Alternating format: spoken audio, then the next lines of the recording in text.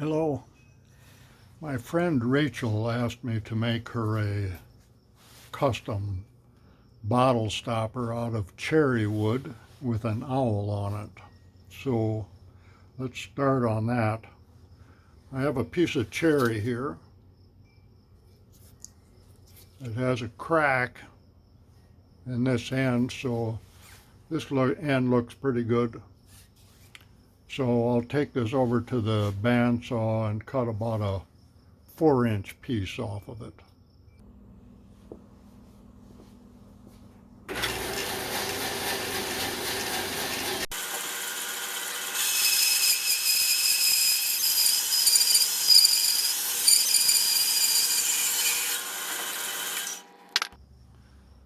Both ends look pretty good. Cherry is one of my favorite woods to work with because the grain looks so beautiful. It looks really nice when it's finished. So I'll mark the centers on both sides and then mount it in the lathe.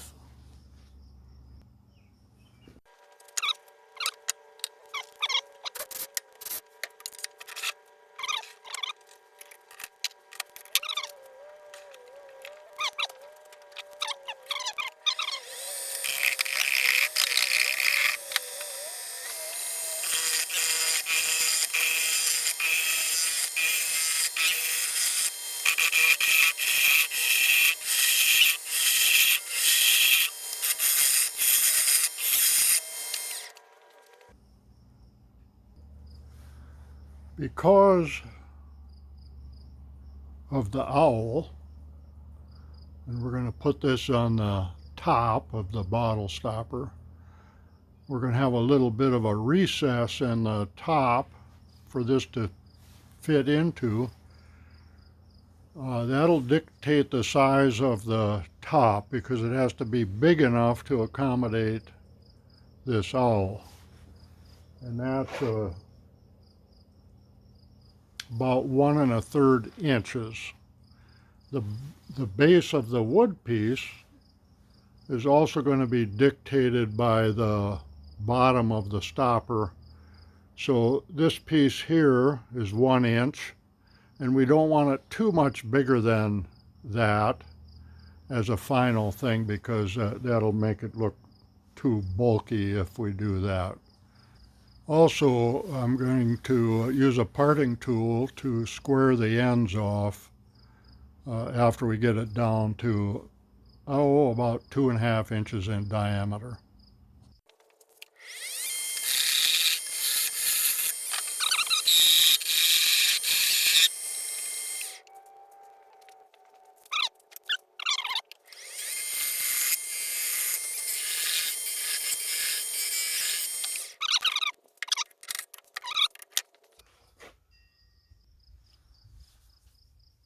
So this is the way it looks right now, very unfinished, but nice wood grain. And this mark here, I believe, is where there was a little branch growing out of the side of the piece of wood.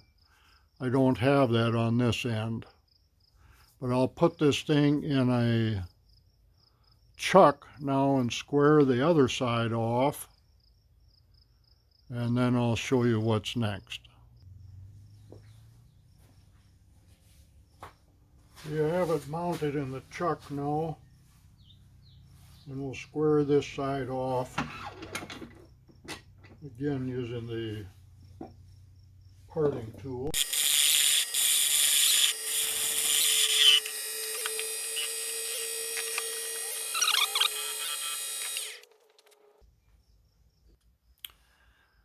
The bottle stopper device, the part that goes into the bottle,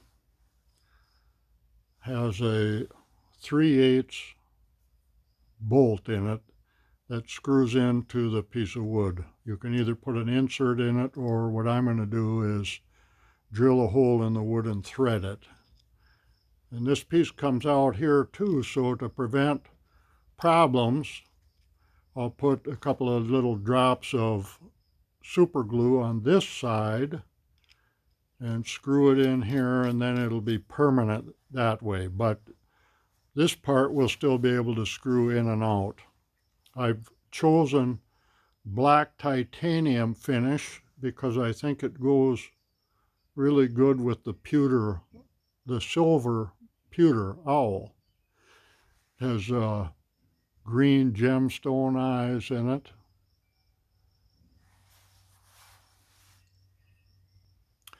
The hole, as I said, is 3/8. So I'm going to drill a hole that's one size smaller into the wood and then thread it. So now I have a 23/64 bit mounted in this, which goes in here, and then we run it at fairly slow speed. So run it down slow speed, about 500 RPM.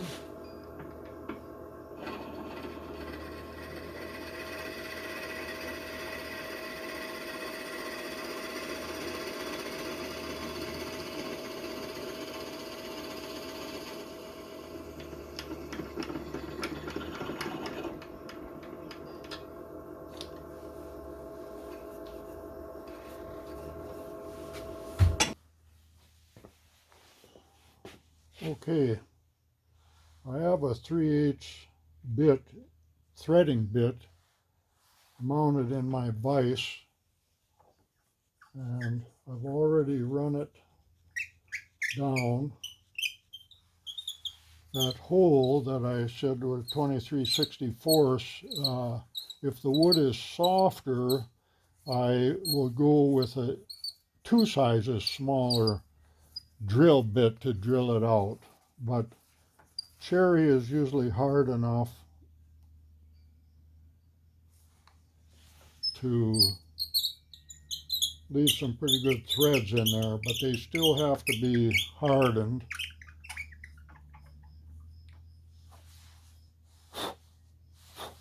So we'll show you that.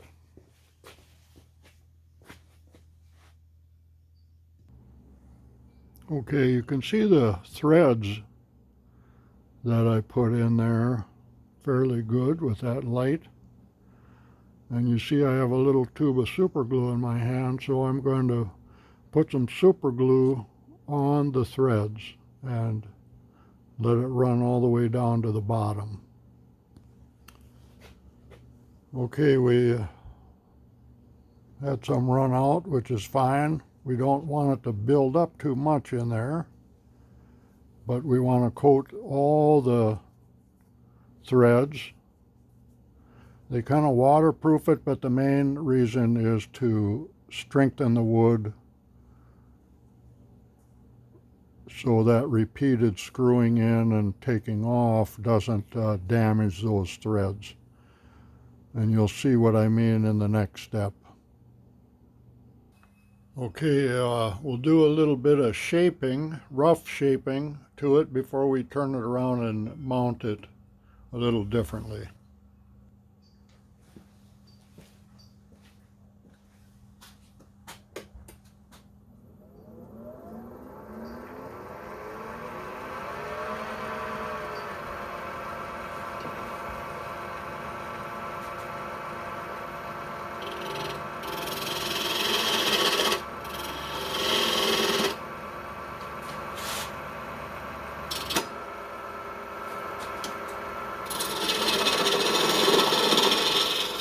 Now we want to finish that end off because we won't have access to it very easily after this, and you'll see what I mean in a minute.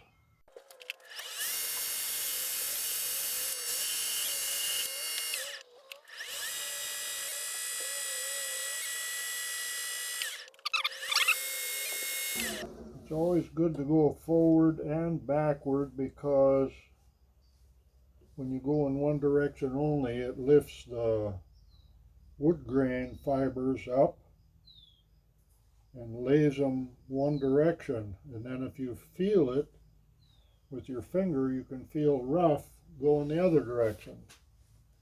And then I always like to burnish it with sawdust or shavings.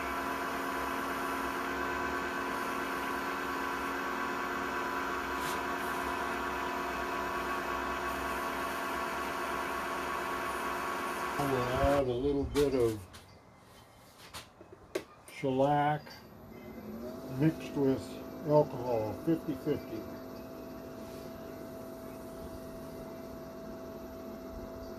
Let that soak in good and dry. All right, now that that's dry and I did a little bit more shaping, we're going to put a mixture of linseed oil and super glue on the end there, just to permanently seal that up and make it look nice.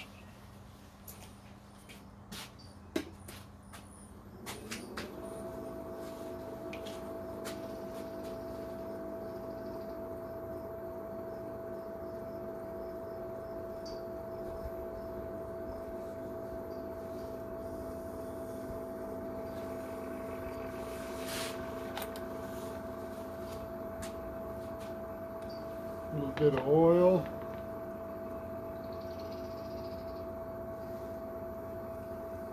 A little bit of super glue.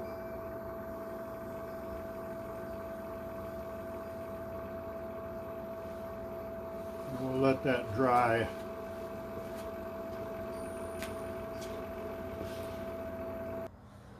Then we're going to cut this piece off from the chuck that it's in.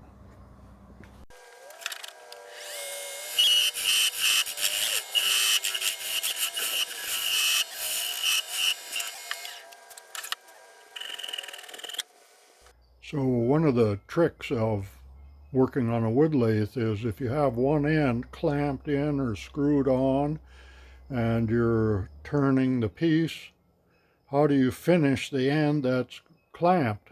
How do you turn it over? So with this piece, I have an adapter that fits on here,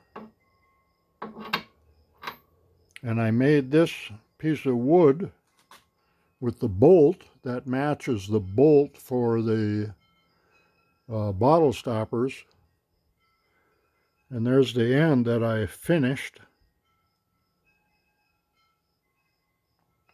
and that screws on here.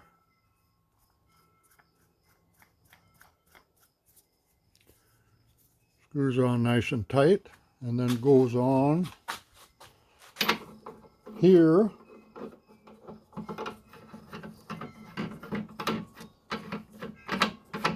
And that's why I said that I wouldn't have access to this part here very easily anymore, although I can get to some of it.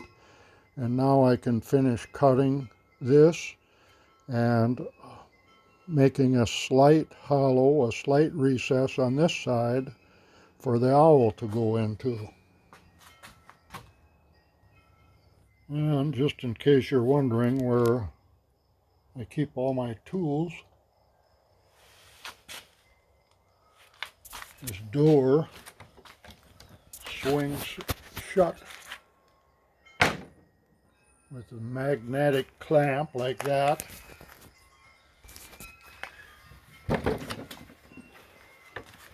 And they're all right here, so I don't have to even move an inch to get to my tools.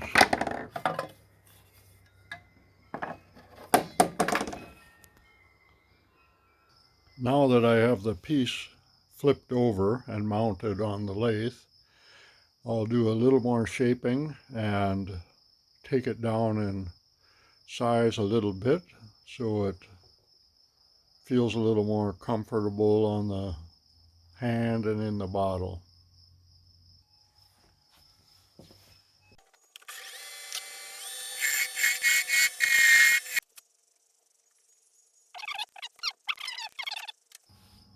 This is probably a good spot to take a little break and go watch the flying jewels, the hummingbirds in my yard.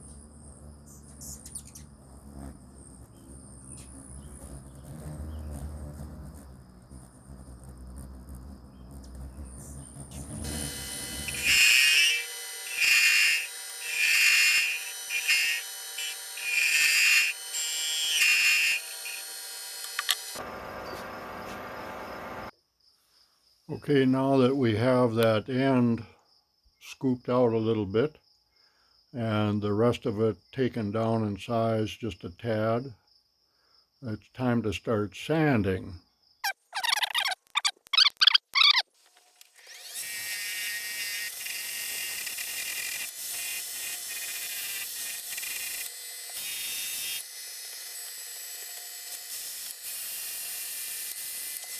Okay, there's only so much a person can do with electric drill sanding, so I'll switch over to hand sanding while the lathe is still running and work up to about 500 grit.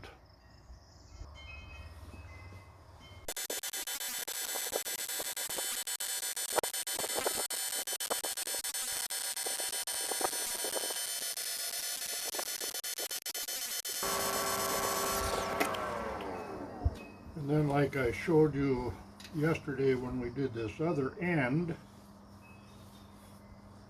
we'll take some wood shavings and burnish the wood, which is like a ultra-fine sandpaper. Puts a nice shine to it and gets rid of some of the little fibers.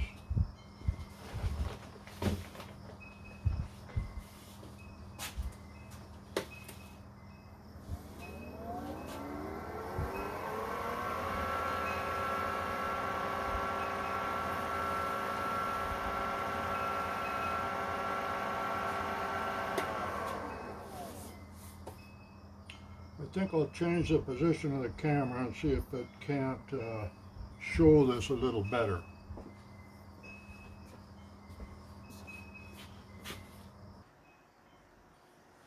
Okay, this is a pretty good view. This is sanded to 500 without burnishing. So we'll see if you're able to see this. We usually run it at a fairly good clip, about 1500 RPM.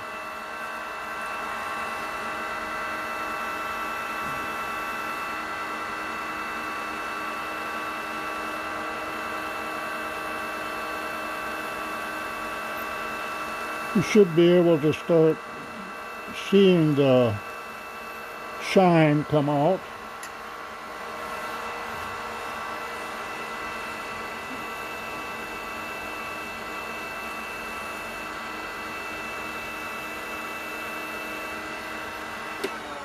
Then we'll run it in reverse.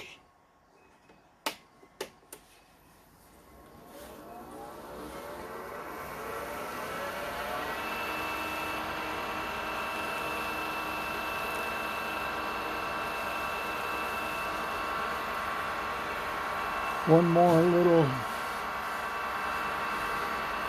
effort here. Now I hope you can see that shine. You got to be careful because it heats up pretty quick in your hands.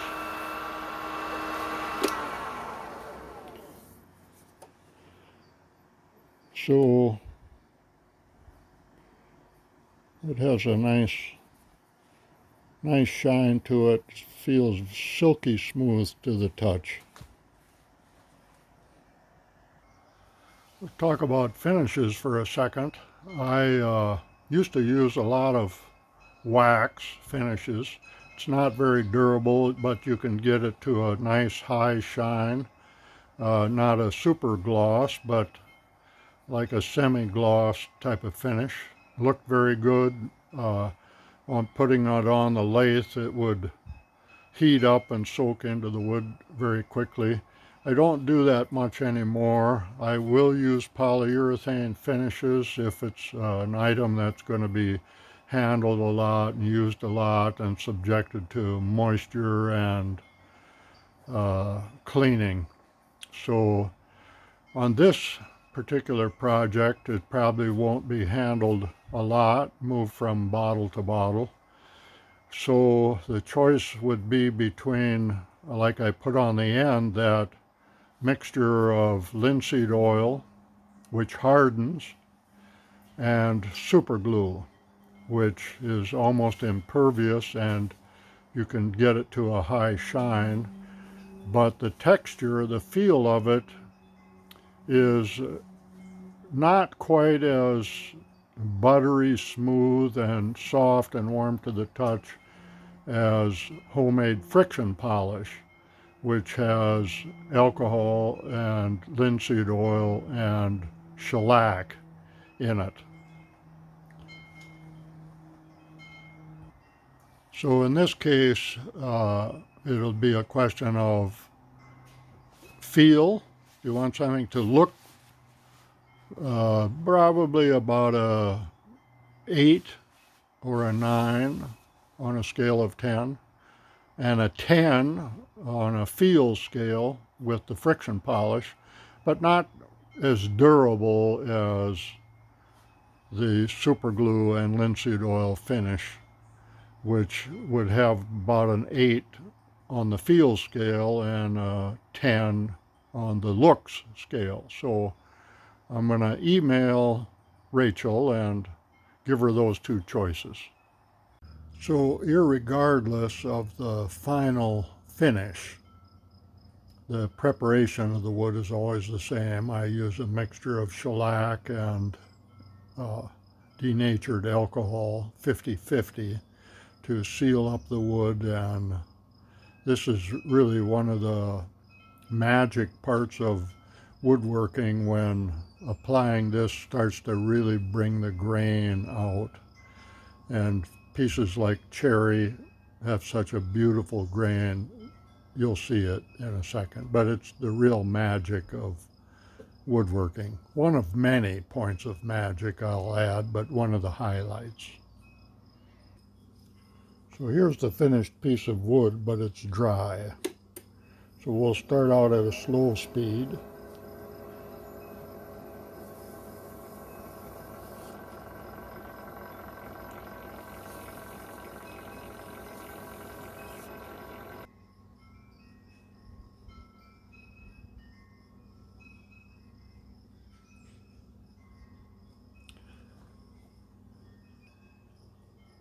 And there's the top of it.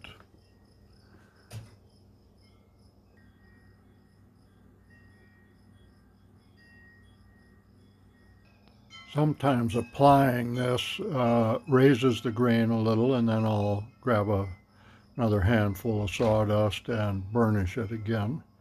In the case of this cherry, it's pretty hard and it doesn't feel like it's raised the grain at all, but I might go ahead and burnish it a little just to bring out a little extra sheen to it.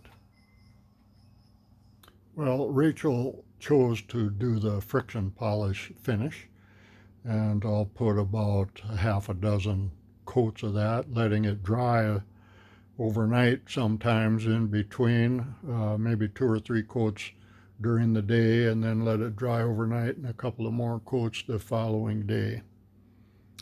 One of the things I was wondering about, when I mounted this piece, I mounted it like this. So the end grain is out here and the side grain is here, which makes it a little easier to cut. I thought, well, what if I mounted it this way? And so the piece would be spinning this way, and the end grain would be on the sides of the piece, and the side grain would be on the ends of the piece. So while I'm waiting for things to dry, I'm going to experiment with that and try it out and see how that works. If you remember at the beginning, I showed a line similar to this line and thought that it was where a branch was, and on this you can clearly see that there is a branch there, and that's where that line that adds some more figure to the wood. So we'll try this and see how it looks too. I'm switching back to the first one now. I've put several coats of friction polish on it, and now I'm buffing it out a little bit.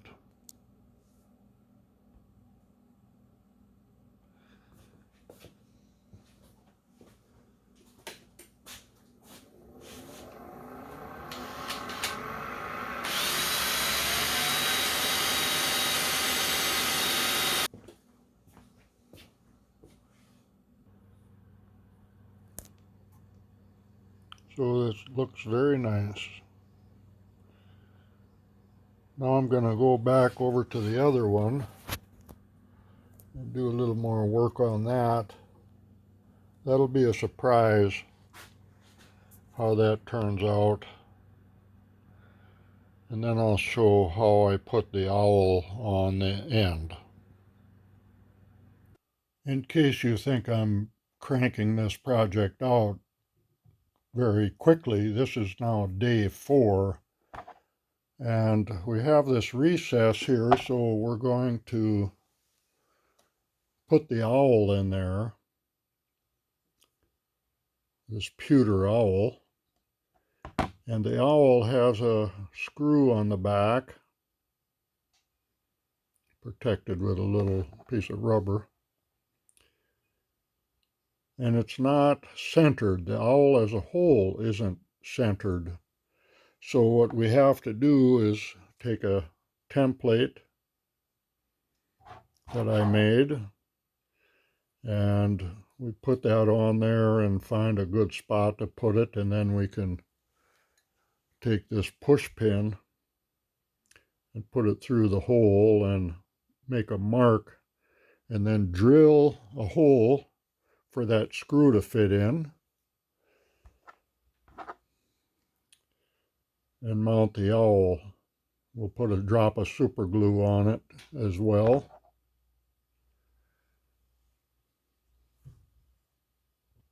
And then here is the finished product. The owl is mounted on there. I drilled a hole and put that screw in there with a drop of super glue. The reason I put the owl where I did on here is I wanted to have that little knot, which looks kind of pretty, visible, so that's what I worked around as far as this. And then when I get done with the other one, we'll compare them. The final piece of the project is to put the base, screw it in. It has silicone washers that fit into the bottle. And there's how it looks in the bottle. All right, here's the second experimental piece, sanded and burnished, but no oil on it yet, no shellac. So we'll put a little of that on.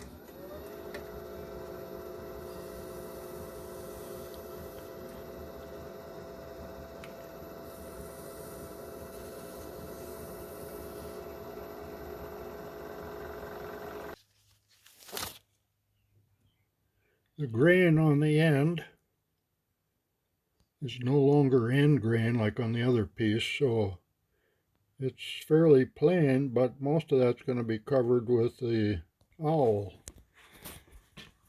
And this is really the end grain, and looks very nice. It was hard to cut though, because it tended to chip and splinter out quite a bit. There's a little bit of a prismatic effect here, which is nice. I think that for pieces that have an owl or something on the end, this is a good way to go. But if I were going to make just a rounded end bottle stopper like this, then I would want more of the figure on the end. So two different ways of cutting a piece depending on the application. And I'll put some friction polish on this one and then compare it with the other one. Okay, here's the completed project. I put a gold base on one and a black titanium on the other.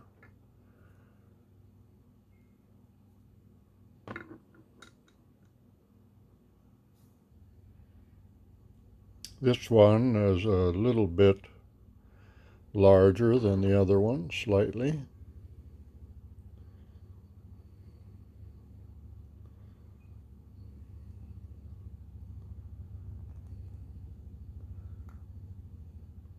And the left one, because it's end grain, I think ended up being a little bit darker than the other side.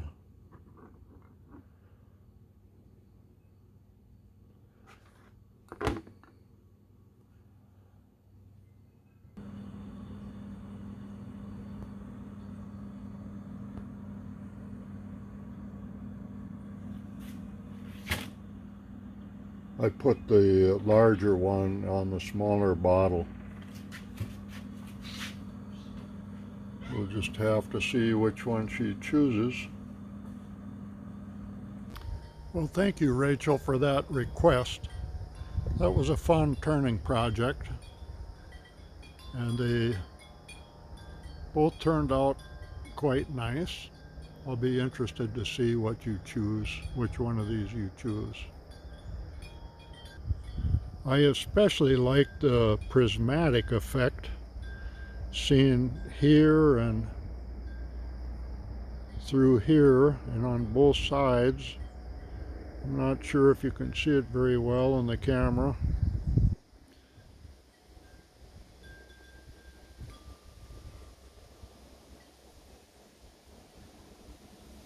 I haven't noticed that before on any of the cherry that I've done, only on locust. But it ended up being very nice.